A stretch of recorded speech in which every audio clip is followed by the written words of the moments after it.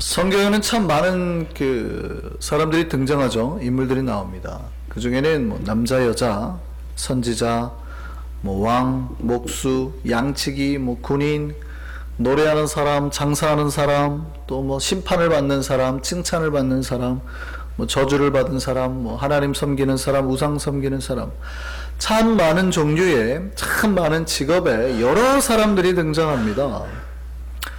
성경에 나오는 인물들은요, 그러니까 이 땅에 살아가는 모든 인간들, 모든 직업을 가진 사람들을 대표하고 있습니다. 그러니까 오늘날에 비록 그 직업을 가진 사람이 성경에 등장하지 않지만 성경에 나오는 모든 사람들은 직업들은 오늘날에 있는 모든 직업과 사람들을 대표하는 거예요. 오늘날에 예를 들어서 구두 닦는 분이 성경에 나오진 않죠. 그렇죠?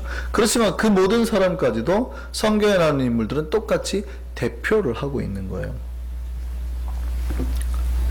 이 수많은 사람들, 성경에 나오는 인물들이 표현하는 바가 뭘까요?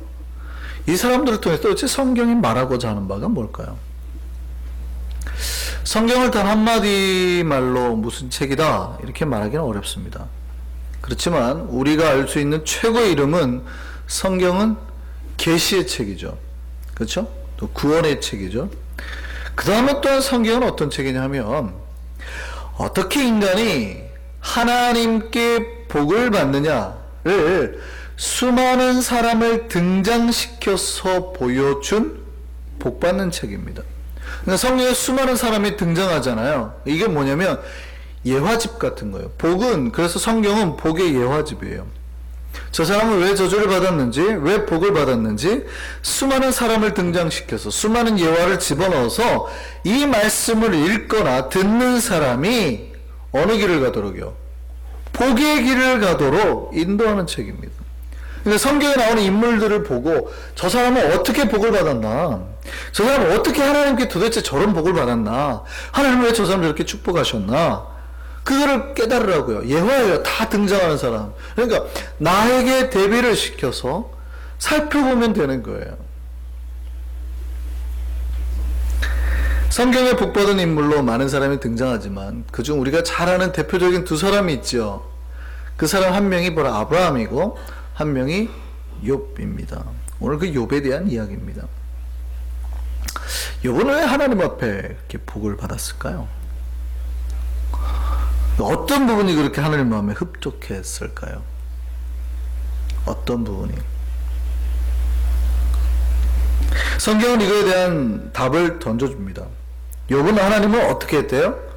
철저히, 오늘 본문 말씀 보니까 철저하게 경외했다. 하나님 뭐라고 하냐면 이처럼 온전하고 정직하고 하나님을 경외하고 악에서 떠나서 한 사람이 없다.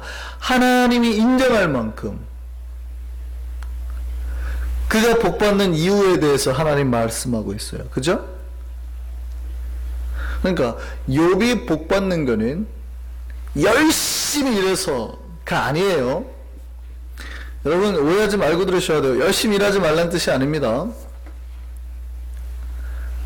열심히 일하면 복을 받아요. 그거는 잠언에도 나오는 거예요. 게으르지 않고 열심히 부지런히 일하는 자의 소유물은 많아지는 거예요. 그런데 그것만이 진짜 우리가 믿고 바라는 부자 되는 길이냐? 성경은 그렇게 말하고 있지 않다고요. 하나님은 뭐라고 그래요? 그가 얼마나 온전하냐, 얼마나 정직하냐, 얼마나 하나님을 경외했냐, 악에서 떠나지 않느냐, 말씀 안에 거했냐, 이걸로 하나님은 판단하시다. 욥이 하나님 앞에 복받은 이유는 그거였다는 거예요. 하나님을 철저히 섬기고 하나님만 바라보고 살았던 그의 삶, 이게 복의 이유라고요. 사실 우리는 열심히 살면 복이 온다고 생각해요. 당연한 말인데 그게 틀리지 않아요. 맞지만 그럼 생각해 보세요. 욥이 나중에 문제가 오잖아요. 욥의 삶에 고통이 오잖아요. 그럼 욥이 열심히 살지 않아서 그게 온 거예요? 욥이 그럼 반대로 부자가 된 거는 그럼 정말 열심히 살아서 부자가 된 거예요? 그럼 나중에 욥이 과거보다 2배의 부자가 된 거는 그 사이에 더 열심히 돈 벌려고 애쓰고 살았기 때문에 2배의 부자가 된 거예요? 아니라니까요. 성경이 말하는 부의 절대 기준이 인간의 노력에만 의존하고 있지 않다고 말하는 거예요. 성경은. 그러니까 우리가 열심히 일한다고 부자가 될 수 있는 게 아니라고요. 복은 언제 오는 거예요? 하나님을 경외할 때, 하나님의 뜻대로 살 때, 하나님 마음에 흡족할 때 오는 거예요. 신명기 말씀 볼까요? 신명기 5장입니다. 같이 읽습니다. 다만 그들이 항상 이 같은 마음을 품어 나를 뭐하며? 경외하며 내 모든 명령을 지켜서 그들과 그 자손이 뭐요? 영원히 복받기를 원하노라. 어떻게 할 때 복이 온다고요? 여호와를 그렇게 섬길 때, 여호와를 경외할 때, 성경은 그렇게 말하죠. 여호와를 경외할 때 복이 온다고요. 그 말씀대로 행할 때 복이 온다고요. 시편 128편 보면 이렇게 되어 있어요. 여호와를 경외하는 자는 이같이 복을 얻으리로다. 누가 복을 얻어요? 여호와를 경외하는 자. 이게 복을 얻는 방법이에요. 근데 우리가 안타까운 건, 제가 보기에 안타까운 건, 신앙생활을 오래 하신 분들이요, 이 쉬운 복의 원리를 신뢰하지 못합니다. 그러니까 교회 와가지고는 하나님 믿는 게 복이라고 말하지만, 정말 일상으로 돌아가면은요, 자녀들에게 가르치거나 다른 사람이 말하는 거 보면 뭐라고 말하냐면 열심히 벌어라, 그래야 하는 거, 이렇게 가르쳐요. 한국 같은 경우는 고3 때는 교회 나오지 말라 그러거든요. 1년간은 우선 교회 나오지 말고 열심히 공부해라. 그게 복 받는 비결이에요? 그게 교회 장로님 권사님들이 가르치는 방법이라고요. 근데 목사가 보기에는 웃긴 거죠. 장로 권사가 자기 자신을 복되게 하는 게 아니라 자기 자녀를 망치는 거예요. 망치는 거. 뭐가 복인데요? 여호와를 경외하고 저 아이가 평생 정직하게 하나님 앞에 온전하게 사는 게 복인데 거꾸로 가르치고 있는 거예요. 거꾸로. 그러니까 세상의 말들에 이제 속는 거죠. 그래도 열심히 공부해야지, 이런 거. 잘 들으셔야 돼요. 열심히 공부하지 말란 말이 아니고, 그렇게 그 뜻이 아니에요. 열심히 일하지 말란 말이 아니에요. 당연히 우리는 열심히 공부해야 되고 열심히 일해야 돼요. 그것만으로 다 복 받았어요? 아니라는 거예요. 그러면 이제 여기를 우리 신앙생활 잘하는 여기 계신 우리들은 이제 갑자기 이 말을 들으면 우리 안에서 그 참지 못하는 억울함이나 원통함 같은 거 올라오죠. 목사님, 우리도 하나님을 이렇게 경외하는데 왜 우리는 부자가 되지 못했을까요? 잘 들으셔야 돼요. 성경이 복 받는다고 했지 부자 된다고 했어요? 여호와를 경외하는 자는 뭐를 얻는다고요? 복을 얻는다고 했지 부자가 된다고 하지 않았잖아요. 우리는 부자가 되는 것이 복이라는 편견을 가지고 있어요. 그러니까 그런 마음을 이미 가지고 하나님 앞에 나오니까 우리가 기도할 때 뭐라고 기도하냐면, 하나님 복 달라고, 복 주세요라고 기도하기보다는 뭐가 되게 기도하냐면 부자 되게 해달라고 기도를 해요. 꼭 우리 입으로 부자 되게 해달라는 기도를 안 하더라도 우리 마음속에는 이미 복을 달라는 마음속에는 꼭 부자 되는 말을 안 해도 복 주세요라는 말해도 이미 마음속에 돈을 채워달라는 마음을 담아서 복을 달라, 이렇게 기도하는 경우가 많다는 거예요. 이게 사실 우리 안에 숨어있는 적입니다. 우리가 하나님 믿는데 무언가 까닭이 있다는 얘기예요. 무슨 얘기인지 아시겠어요? 하나님을 좋아서 신앙생활 하는 게 아니라 하나님을 믿음으로 얻어지는 뭐를 더 좋아해요? 안전, 삶의 평안, 돈을 채워줄 것 같은 신뢰감 때문에 신앙생활을 하는 경우가 있다고요. 초신자 때는 상관없어요. 초신자 때는 다 그게 예수를 잘 믿게 하는 원동력이 되는 거예요. 이게 한 5년, 예수 믿은 지 5년 미만인 분들은 이게 굉장히 많이 필요하고요. 이거를 하나님 많이 부어주십니다. 많이 부어주세요. 왜냐하면 그게 없으면 신앙생활 하기가 쉽지 않거든요. 그러니까 그때는 기적도 많이 보여주시고요. 환상도 많이 보여주시고요. 그런 것들 많이 보여주세요. 그런데 신앙생활 이제 10년 이상 되신 분들이 아직도 이런 거에 마음을 뺏기고 신앙생활 한다 그러면 위험하다는 거죠. 이게 사탄이 던져놓은 사실은 그 씨앗이에요. 우리 안에 영을 흐리는 적 같은 겁니다. 이것을 예수님은 요한복음에 이렇게 말했습니다. 예수님이 오병이의 기적을 베푸시고요. 그 다음날 이제 호수 건너편으로 건너갔습니다. 그랬더니 사람들이 엄청 많이 따라, 그러니까 부흥이 되고 있는 거죠.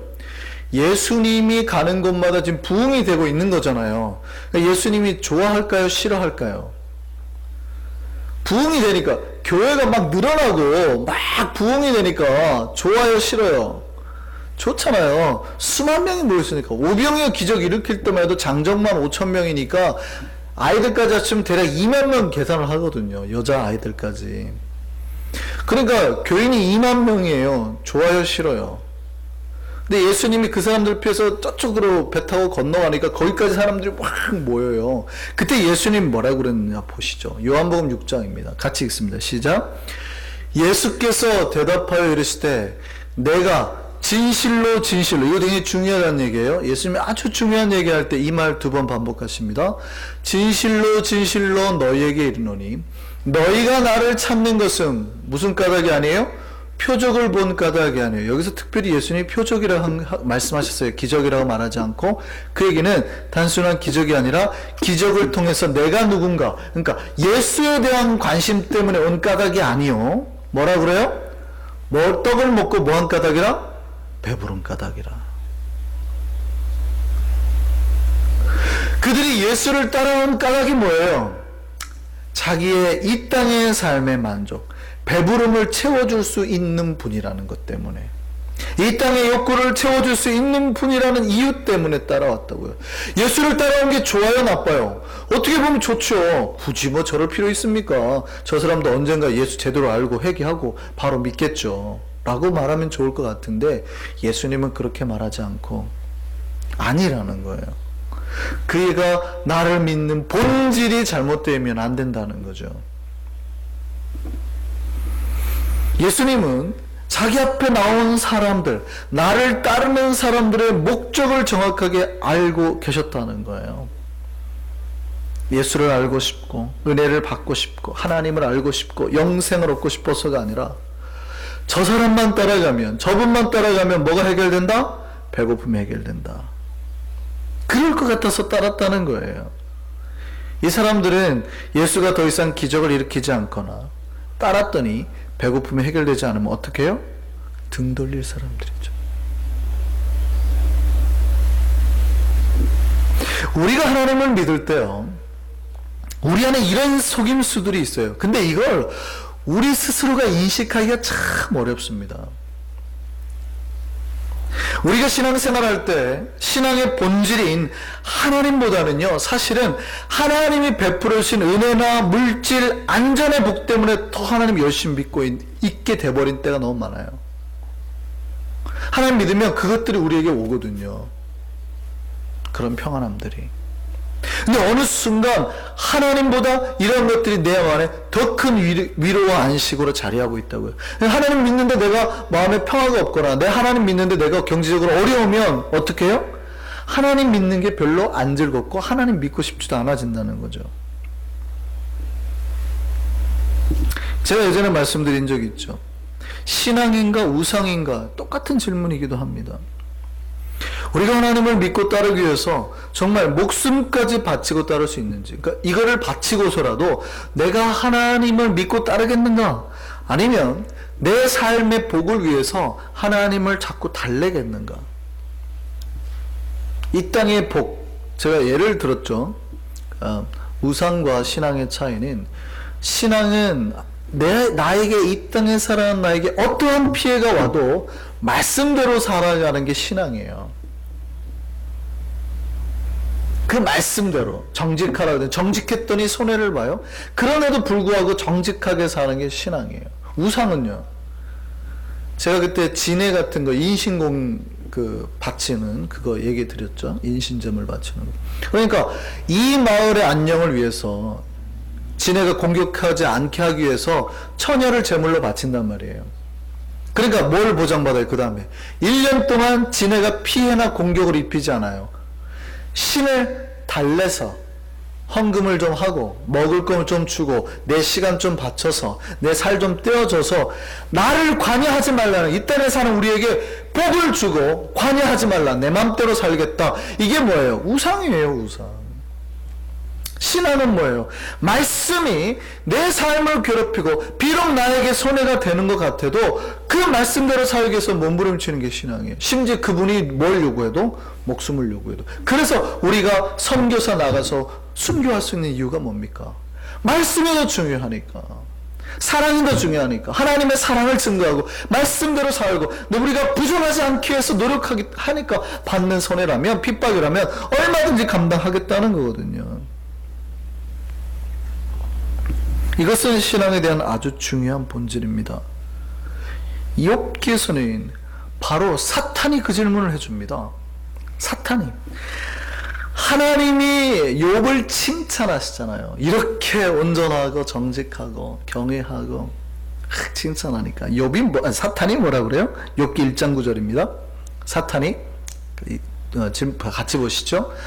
사탄이 여호와께 대답하여 이르되 뭐라 그래요? 욥이 어찌 까닭없이 하나님을 경외하리까? 사탄이 뭐라 그래요? 욥이 어찌 까닭없이 하나님을 경외하리까? 사탄은 욥이 하나님을 잘 경외하고 하나님도 그걸 칭찬하니까요, 그의 신앙의 본질을 뒤엎는 발언을 합니다. 욥이 그렇게 하나님을 잘 믿고 섬기는 데에는 이유가 있다는 얘기예요. 하나님이 그를 지켜주시고 하는 것마다 복되게 하시고 그의 소유물이 넘치게 하니까 잘 믿는 거지. 만약 하나님이 그의 소유물 다 가져가 보세요, 다 쳐보세요, 분명히 하나님 경외하지 않을 겁니다. 그가 하나님을 믿는 이유는 뭐예요? 까닭이 있다는 거예요. 심지어는 틀림없이 하나님 향해서 욕할 겁니다. 장담을 합니다. 그래서 그 절에서 하나님과 사탄의 내기가 시작되죠. 결국 욥은 자기가 하나님이 베풀어 주신 부스러기 때문에 하나님을 믿는 게 아니라는 걸 증명해냅니다. 소유물이 다 없어지고 병이 들고 자녀가 다 죽어도 그의 입에서는 하나님을 향한 욕이 나오지 않았죠.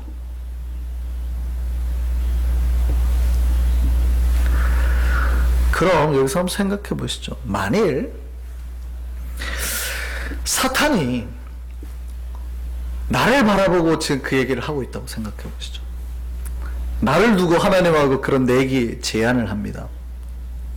제가 저 집사가요, 저 사람이 하나님 믿는 거는요, 하나님 지켜주고 그래서 그런 거지, 예?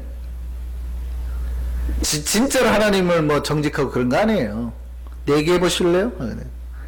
만약에 하나님에게 제안을 했다면 우리를 놓고 하는 싸움에서 하나님이 이기실 수 있을까요? 여러분의 재물을 다 가져가시고 여러분의 자녀에게 공격이 오고 여러분의 병이 오고, 그래도 여러분은 절대 입으로 하나님 원망하거나 욕하지 않고 믿음의 길 목숨까지 바쳐서 갈까요?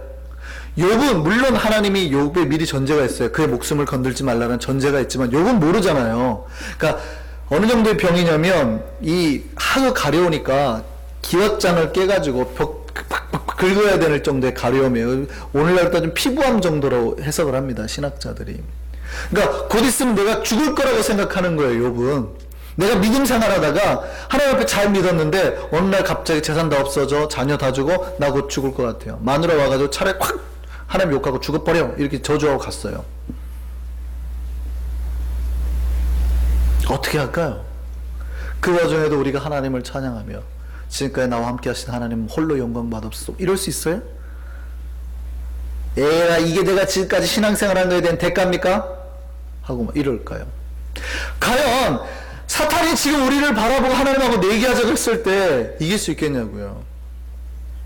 우리는 욥이 나중에 복 받는 것만 보고 왜 우리는 복 안 줍니까? 복 안 줍니까? 이러고만 있어요. 문제는 그러면 여러분이 대비를 해보시라고요. 그 안에 넣어보시라고요. 여러분이 똑같이 지금 하나님이 사탄이 말하는 그 내기에 여러분이 들어가 있다면 하나님이 승리할 수 있으시겠냐고요. 이게 우리 신앙의 현 주소예요. 본질이라고요. 왜 욥은 복 받는데 우리는 복 안 주세요?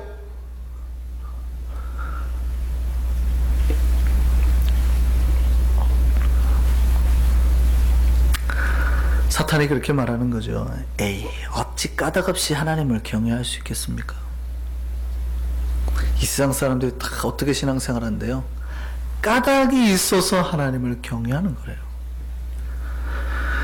순전히 하나님을 바라보는 게 아니라 뭔가 다른 이유, 내가 이렇게 열심히 경건생활 하니까 사람이 알아주니까 그게 좋아서, 예수 믿으면 하나님이 내가 지금까지 번 돈 지켜줄 것 같아서, 건강 지켜줄 것 같아서, 좋은 미래를 보장해 줄 것 같아서, 뭔가 까닭이 있어서 신앙생활 하고 있지는 않냐 하는 거라고요. 그래서 예수께서 신앙인의 3대 경건인 구제와 기도와 금식을 말씀하시면서 마태복음 6장을 보면 이렇게 말씀하세요. 예수님 뭐라 그러냐면, 같이 한번 읽어볼까요? 사람에게 보이려고 그들 앞에서 너희 의를 행하지 않도록 주의하라. 그리하지 아니하면 하늘에 계신 너희 아버지께 상을 받지 못하느니라. 이게 뭐 할 때냐면 구제할 때예요. 구제할 때. 구제할 때에 사람들이 어떻게 한다는 거예요? 하나님 보는 게 아니라 뭐가 더 좋아요? 사람들한테 보여서 칭찬받는. 그러니까 다른 까닭이 있다는 얘기죠. 구제를 하는 다른 까닭. 하나님을 보고 구제하는 게 아니에요. 6장 5절입니다. 이번엔 기도할 때입니다. 또 너희는 기도할 때에 외식하는 자와 같이 하지 말라. 그들은 뭐 하려고? 사람에게 보이려고. 기도를 하는 이유가 뭐예요? 하나님 앞에서가 아니라 사람에게 보이려고. 금식할 때도 보겠습니다. 금식할 때 너희는 외식하는 자들과 같이 슬픈 기색을 보이지 말라. 그들은 금식하는 것을 뭐 하려고요? 사람에게 보이려고. 이스라엘 사람들이 가장 경건하다고 생각해. 자기 경건을 지키는 세 가지가 구제와 기도와 금식이에요. 근데 그렇게 구제하고 기도하고 금식하는 이유가 뭐래요? 예수님 보니까 하나님이 아니라는 거예요. 신앙의 이유가 사람에게 보이려고. 그들을 통해서 영광을 받을 다른 까닭이 있더라는 거예요. 신앙생활 하는 다른 까닭이, 기도하는 다른 까닭이, 찬양하는 다른 까닭이, 봉사하는 다른 까닭이 있더라는 거예요. 뭐라 그래요? 저희는 이미 자기 상을 이미 받았느니라. 상이 있어요, 없어요? 없어요. 하나님 앞에는 상을 못 받는데요. 그렇게 말씀하신 다음에 예수님 뭐 하라요? 구제를 뭐 어떻게 하라? 은밀하게 하라. 기도도 어떻게 하라? 은밀한 중에 하라. 금식도 어떻게 하라? 은밀한 중에 하라. 똑같이. 왜 그럼 은밀하게 하라 그럴까요? 하나님만. 그 우리 신앙생활에 어떻게 하라는 거예요? 은밀하게 하라는 거예요. 누가 알게? 하나님이 알게. 사실은 은밀히 하는 것 자체가 경건의 목적이 아닙니다. 숨어 살라는 뜻은 아니에요. 사람에게 보여서 영광을 받는 게 우리의 신앙의 본질이 아니라는 얘기 하려고 하는 겁니다. 하나님 앞에서 우리의 본질을 지키라는 얘기입니다. 욥이 복받은 이유가 뭘까요? 사탄은 분명히 그랬어요. 쟤는 까닭이 있어서 신앙생활 하는 거예요. 그래서 욥이 복받는 거예요. 근데 만약에 정말 욥이 까닭이 있어서 하나님을 섬기는 거였다면요, 욥은 진짜 이 고난의 때, 그러니까 시험의 때죠, 자기의 그 환난 때 정체가 드러나는 순간, 하나님을 욕하는 순간, 사실은 그가 지금까지 받았던 모든 복은 다 잃어버렸을 겁니다. 우리가 하나님 앞에서 경외하면 복을 받아요. 근데 어느 날 우리의 신앙이 다 드러나 버리는 때가 올 거라고요. 근데 그때 욥처럼 승리하지 못하고 우리의 신앙의 본질이 딱 정체가 탄로나는 순간, 만약에 내가 까닭이 있어서 하나님을 섬기는 거라면 더 이상 다시는 이제 복의 길에 들어가지 못하게 된다는 얘기예요. 우리가 하나님을 섬기는데 다른 까닭이 있지 않기를 바랍니다. 그 까닭이 오직 하나님이기를 바랍니다. 그 사탄이 더 말하는 것처럼 세상의 영광이나 물질의 풍요가 아니라고요. 저는 우리 모두가 복받는 인생이기를 바랍니다. 하나님은 반드시 복 주시고 주시는 분입니다. 제가 금요일 설교에 말씀드렸죠. 전심을 다해서 하나님 앞에 서는 자는 항상 복을 받을 수밖에 없어요. 그게 하나님이 우리에게 주신 약속이에요. 그런데 그 복이라는 부스러기에 절대 우리의 마음을 뺏기면 안 된다고요. 그 하나님 말고 하나님으로부터 떨어져 나오는 부스러기의 마음을 뺏기면 안 된다고요. 이게 사탄이 우리에게 속이는 아주 큰 전략 중에 하나라고요. 오직 그 복을 주시는 본질이신 하나님 앞에 우리의 그 까닭을 둘 수 있는 우리가 되기를 바랍니다. 사탄은 우리 안에 있는 위장의 가면을 얹고 벗겨서 우리가 저주와 고통 속에 살게 자꾸 만들려고 할 겁니다. 우리의 본질을, 내면을 지키며 사는 우리가 되기를 바랍니다. 참 복은요, 그 주님을 찾는 거예요. 여러분 평생토록 주님을 찾는 거예요. 그리고 주님을 찾아서 여러분 마음속에 모셔드리는 겁니다. 그분이 우리를 위로하고 지켜주시고 우리와 함께 할 줄 믿습니다. 주님만이 내 참 복임을 고백할 수 있는 우리가 되기를 바랍니다. 우리 찬양으로 같이 고백하겠습니다.